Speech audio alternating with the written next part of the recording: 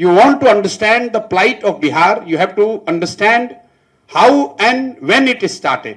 अगर आप आंकड़ों को ध्यान से देखिएगा तो आपको पता चलेगा कि 1965 से पिछले वर्ष तक कोई ऐसा वर्ष नहीं गया है जब बिहार दूसरे राज्यों के मुकाबले किसी न किसी आंकड़े में पीछे न गया हो। 1950 से लेकर 65 तक बिहार टॉप 5 में, फिर उसके बाद टॉप 10 के राज्यों में रहा है। 65 के बाद ऐसा क्या हुआ कि बिहार लगातार उसके बाद नीचे लुढ़क रहा है। कई लोगों को लगता है कि लालू जी आए तो बर्बाद कर दिया, ऐसी बात नहीं है। लालू जी 1990 में मुख्यमंत्री बने हैं, तब भी बिहार देश का सबसे गरीब राज्य था। कुछ तो हुआ 1965 से 1990 के बीच में कि आप 5-6 नंबर से गिरते गिरते 28 पर आ गए। तो उसको ध्यान से अगर आप देखिएगा तो आपको पता चलेगा कि 1967 से 1990 तक, आप में से जो लोग सीनियर लोग हैं और थोड़ा बहुत भी राजनीति में अगर रुचि रखते हैं तो आपको पता चलेगा कि 1967 से 1990 तक 23 साल में बिहार में 32 से ज्यादा सरकारें बनी हैं। 32 से ज्यादा सरकार, 5 बार गवर्नर रूल इंक्लूडेड। तो कोई 5 दिन के लिए मुख्यमंत्री बना, कोई 1 साल के लिए बना, कोई 2 महीने के लिए बना, कोई 6 महीने के लिए बना, कोई 1-1.5 साल के लिए बना। एक बड़ा लंबा राजनीतिक अस्थिरता का दौर रहा। तो विकास की किसी को चिंता ही नहीं है। जो सत्ता में है उस चक्कर में है कि कुर्सी कैसे बचे, जो विपक्ष में है सोच रहा है कैसे इनको पलट के हम बने। दूसरे राज्य धीरे धीरे आगे बढ़ते गए, बिहार पीछे छूटता गया। 1990 में यहां पर राजनीतिक स्थिरता लौटी तो लालू जी के फॉर्म में लौटी। लालू जी की सोच है या रही उस समय कि सामाजिक न्याय से बिहार का विकास होगा। जो लोग बिहार के जमीनी स्थिति को समझते हैं उनको इस बात को मानने में गुरेज नहीं करना चाहिए कि लालू जी के शुरुआती सालों में जो उनकी सोच सामाजिक न्याय की थी, सही थी गलत थी, उससे जरूर समाज के एक बड़े वर्ग को फायदा हुआ है। ये अलग बात है कि 2-4 साल के बाद उनके राज में पूरा जंगल राज हो गया, व्यवस्था खराब हो गई, अपहरण, रंगदारी, जो भी हो, करप्शन। लेकिन वैचारिक तौर पर जो शुरुआत उन्होंने करी थी उससे बिहार के एक समाज के एक बड़े वर्ग को फायदा हुआ है। लेकिन आर्थिक नजरिए में लालू जी ने कुछ प्रयास नहीं किया। दूसरा जो उन्होंने बड़ी दूसरी गलती करी, गलती जानबूझ के किया या उनकी समझ का फेर है, कि जिन वर्गों को उन्होंने आवाज दिया उन वर्गों के बच्चों के पढ़ाई की बात नहीं की। जिन वर्गों को उन्होंने आवाज दिया उनको उन्होंने जमीन नहीं दी। और तीसरा, उन्होंने उन परिवार के लिए, अपने उन जाति के लोगों के लिए भी उन्होंने पूंजी व्यापार की व्यवस्था नहीं की। नतीजा क्या हुआ कि जिन वर्गों की राजनीति वो किए वो लोग भी और पीछे छूटते चले गए। वो आवाज लगा रहे हैं, लालू जी के नाम पर झंडा उठाए, उनका आवाज बुलंद किया, लेकिन उनकी अपनी शैक्षणिक या आर्थिक स्थिति नहीं सुधरी। उसके बाद 2005 में नीतीश बाबू आए।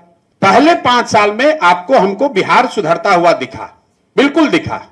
वो इसलिए दिखा कि बेस इतना कम था, कमरे में अंधकार बहुत हो तो एक दिया भी कोई जलाएगा तो प्रकाश दिखने लगेगा। 2005 से लेकर 2012-13 तक नीतीश जी का जो 20 साल का शासन काल है, इसको 2 भाग में सीधे बांट दीजिए, तब आपको समझ में आएगा कि 65 से 90 में क्या हुआ।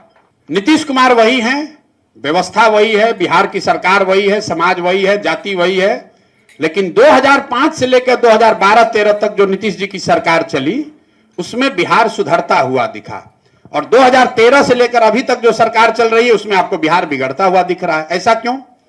ऐसा इसलिए कि 2005 से लेकर 2013 तक बिहार में एक स्थिर सरकार चल रही थी जो नीतीश और भाजपा की सरकार थी। 13 के बाद 25 तक नीतीश जी की ये 7वीं सरकार है। हम लोग ऐसे हंसी में कहते हैं पलटू राम है, इधर पलटता है उधर पलटता है। ध्यान से देखिएगा तो 13 के बाद ये नीतीश कुमार की 7वीं सरकार है। 13 में मोदी जी आए तो मोदी जी से अलग होकर नीतीश कुमार माइनॉरिटी की सरकार बना लिए, वो पहला प्रयोग हुआ। फिर लोकसभा 14 में उनकी पार्टी चुनाव हार गई तो अपना पद छोड़कर मांझी जी को बना दिए, वो दूसरी सरकार हुई। फिर मैं यहां आया, उनको समझाया वापस आने के लिए, तो मांझी जी को हटाकर खुद बने तो वो तीसरी सरकार हो गई। फिर महागठबंधन के साथ चुनाव जीते, वो चौथी सरकार हुई। फिर 2 वर्ष में भाग के भाजपा में चले गए, वो 5वीं सरकार हुई। फिर भाजपा से भागे महागठबंधन में, वो 6वीं सरकार हुई। और फिर महागठबंधन से छोड़कर अभी आए हैं, ये 7वीं सरकार है। मैं क्यों आपको इतना लंबा बता रहा हूं? नेता वही है, व्यवस्था वही है, समाज वही है, लेकिन नीतीश कुमार का पहला 10 साल और दूसरा 10 साल, इसके आउटपुट में जमीन आसमान का फर्क है। क्योंकि 10 साल राजनीतिक तौर पर वो स्थिर थे, कुछ अच्छा कर रहे थे। अगला 10 साल अब उनको एक ही चिंता है, कुर्सी बची रहे। अंदाजा लगाइए कि 70 में जो मुख्यमंत्री रहा होगा उसकी भी यही चिंता है किस तरह कुर्सी बचा रहे। 80 में जो मुख्यमंत्री था उसको भी यही चिंता था कि हमारी कुर्सी बची रहे। तो राजनीतिक अस्थिरता का लंबा दौर और वैचारिक स्तर पर शिक्षा में इन्वेस्ट न करने की वजह से यहां पर परेशानी हुई। 1955 में बिहार और तमिलनाडु बराबर थे। आज तमिलनाडु का एनुअल बजट है 7.5 लाख करोड़, बिहार का एनुअल बजट है 2.8 लाख करोड़। आपसे 3-4 गुना बजट के टर्म में 4 गुना बड़ा हो गया है। One single differentiator has been the investment in education. जो द्रविडियन आंदोलन हुआ वहां पर भी यही हुआ, ब्राह्मणिकल ऑर्डर को हटाओ, जो यहां पर सामाजिक न्याय की बात है, यही द्रविडियन आंदोलन में भी हुआ है। The difference has been 2, 1 investment in education and second समाजवाद के नाम पर कैपिटलिस्ट को भगाया नहीं गया। बिहार में यह समाजवादी विचारधारा इतना अंदर चला गया है कि यहां पर कैपिटलिज्म को, बिल्कुल कैपिटल को लोग गुनाह मानता है। मुख्यमंत्री यहां किसी बिजनेसमैन से नहीं मिलते हैं। तमिलनाडु में, केरल में लोग मिल रहा है, यहां पर नहीं मिलता है। इसी वजह से हम लोग पीछे छूट गए।